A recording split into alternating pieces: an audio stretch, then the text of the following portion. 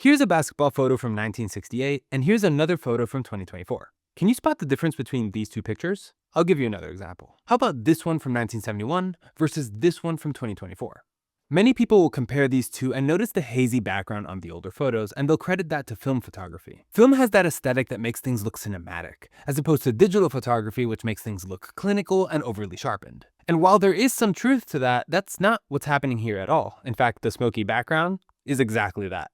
Smoke. From all the cigarettes and cigars that were still allowed in public indoor environments at the time. That and the poor ventilation of sporting facilities. In fact, smoking indoors was quite prevalent well through the 80s and only really started being banned in the 90s, first at the city level or venue level, and eventually making its way to the state level. This meant that in the 90s, it was possible to attend the same sporting event at two different facilities in the same city, and one venue would be smoke-free while the other still allowed it. Certain venues eventually created designated smoking sections, while others only allowed it in segregated concourses, similar to how we still have that in airports today. Smoking sections were still around well into the mid-2000s, and this wasn't just a US phenomenon, by the way, this was worldwide. It was only in 2004 that Ireland passed the first nationwide workplace smoking ban. This was a big deal, and within the next 2 years, many countries followed suit, including Norway, New Zealand, Italy, Uruguay, the United Kingdom, Australia, and France.